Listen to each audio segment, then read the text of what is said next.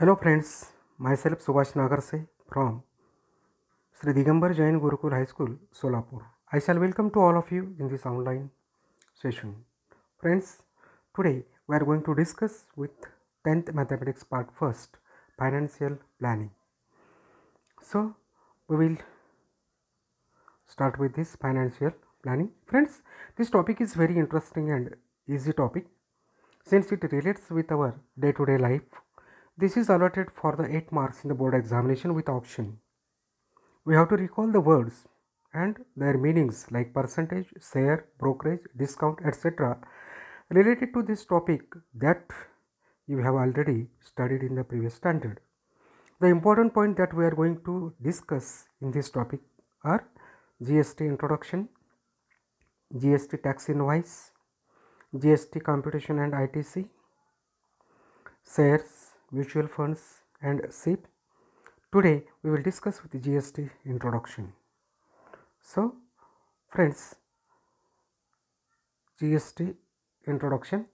GST for goods and service tax. GST is known as goods and service tax. It is an indirect tax which has replaced many indirect taxes in India such as the excise duty, VAT, that is value added tax, services tax, etc. The Goods and Service Tax Act was passed in the Parliament on 29th March 2017 and came into effect on 1st July 2017. In other words, this goods and services tax, that is GST, is levied on the supply of goods and services. Goods and services tax law in India is a comprehensive multi-stage destination based tax that is levied on every value addition. GST is a single domestic indirect tax law for the entire country. Whereas before the goods and services tax could be introduced, the structure of indirect tax levy in India was as shown in the adjoining figure. Friends, you can see here that buying raw materials is done by this manufacturer, and the manufacturer will manufacture the products and he will sell them to wholesaler, and wholesaler will sell it to the retailer and retailer to the consumer. Previously, now also between the retailer and wholesaler there is a dealer also. The wholesaler is also sometimes called as nowadays dealers. So that has dropped over here. So this is the chain how the taxes is to be carried out. So now we will continue. What are the advantages of this GST? Friends, this GST has mainly removed the cascading effect on the sale of goods and services. Removal of this cascading effect has impacted on the cost of goods. Since the GST eliminates the tax on tax, the cost of the goods naturally decreases. Also, GST is mainly technologically driven.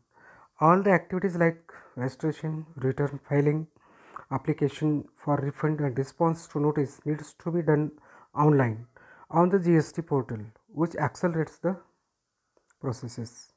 This process is carried with speedy. So these are some advantages, just like removing the cascading effect of the tax, then higher threshold for GST registration, composition scheme for small businesses, simpler online facilities for GST compliance, then relatively lesser compliances under this GST. Next, defined treatment for e-commerce activities, increased efficiency in logistics, and regulating the organized sectors. Apart from this, some additional advantages are also there. So, what are the different types of these GSTs? There are 3 taxes applicable under this system, that is CGST, SGST, also called as USGT, or you may say UTSGT GST, then IGST. CGST, it is the tax collected by the central government on an intrastate sale, that is the transaction happening within Maharashtra. SGST, it is the tax collected by the state government on an intrastate sale, that is a transaction happening within Maharashtra. or state. UGST or UTGST, it is the tax collected by the Union Territory government on an intra-state sale. That is a transaction happening within a Union Territory, for example, Goa. IGST, it is the tax collected by the central government for an interstate sale, that is between Maharashtra and Tamil Nadu, or you can say between this Rajasthan and Karnataka and so on. In most cases, the tax structure under the new regime will be as follows. You can see there are some 4 columns, that is must, that is transaction, new regime, the old one, and now revenue of this distribution. Sale within the state, if it is happening, the new regime will be CGST plus SGST, and it old was VAT plus central excise or service tax. Revenue will be shared equally between the center and the state. Now, so sale to another state, other state, what will happen at that time? IGST will be there. So during the old regime, it was central sales tax plus excise service tax was there. There will only be one type of the tax, central, in case of this intrastate sale that we already discussed. So the center will then share the IGST revenue based on this destination of this goods.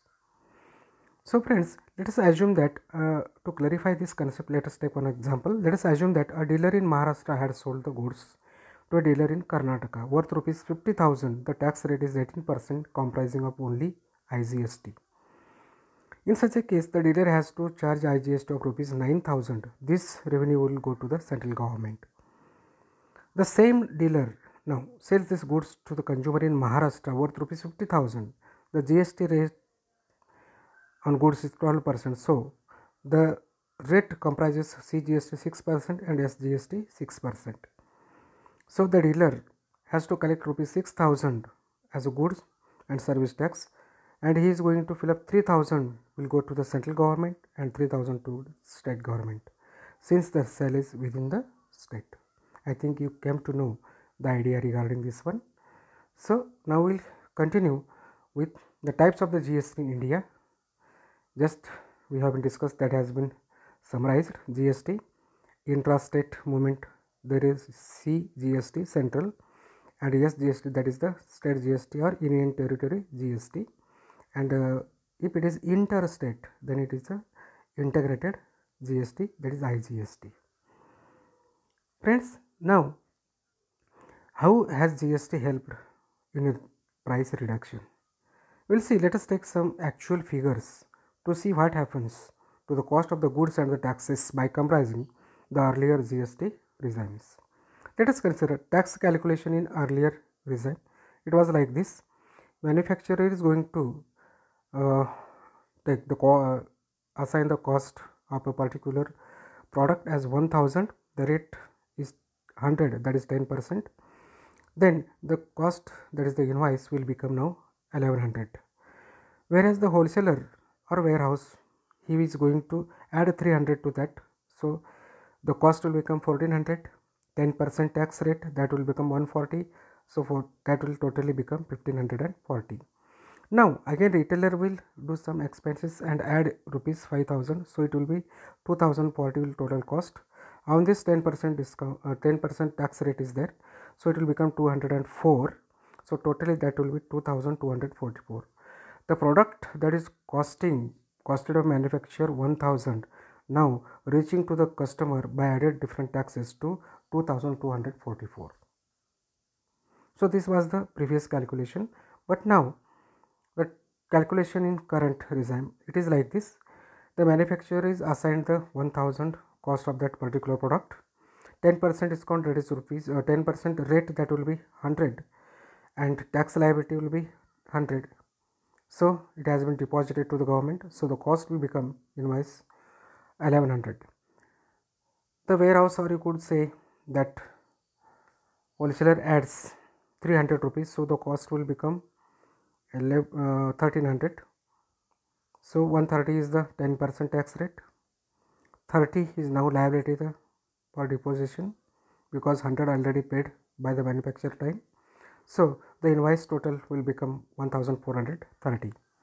Now on this the retailer expended some 500 and added to that, so it will become 1800 cost by this retailer. So 10% this tax will come 180 and 50 rupees the liability, because already 130 has been added. So the cost of that or the invoice will become 1980. Friends, this is the rate for the retailer to the customer. You will come to know that previously it was 2244 for the same product. Now it has been, due to GST, the rate has been become 1980. So like this, the cost has been reduced due to this GST. Now I think you understood this one. We will continue with tax invoice. Some full forms are given here. GST, that stands for Goods and Service Tax. CGST stands for Central Goods and Service Tax. SGST stands for State Goods and Service Tax. GSTIN, that is stands for Goods and Service Tax Identification Number. HSN stands for Harmonized Systems of Nomenclature, and SAC stands for Service Accounting Code. So now we'll take one example of the GSTIN.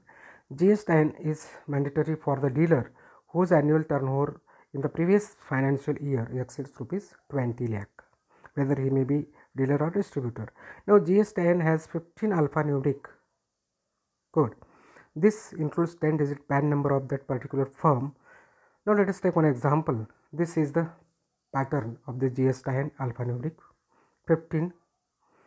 So the first 2 digit 27, the 2 digit indicates the state code. The middle 10 digits is the PAN number of that firm. Then this 13th one represents one registration. Z, it is the uniform for all, and last one is checksum digit. So this 15 digit number is printed on each and every bill, whether it may be dealer, distributor or retailer. So friends, this is what the pattern for this GSTIN, which is mandatory. Now what we have been discussed today is that introduction to the GST, that is Goods and Service Tax. Then advantages of this GST we discussed. What are the different types of GST we learned. How has GST helped to reduce the price of any goods or the product that we saw. Now tax invoice, some full forms we have been discussed. So revise them. Friends, you should not forget that failure will never overtake me if my determination to succeed is strong enough. These are the words by Og Mandino. It is very helpful for you only. That is why I am giving to you. If you like this video, please subscribe and share. With these words, I would like to say thank you.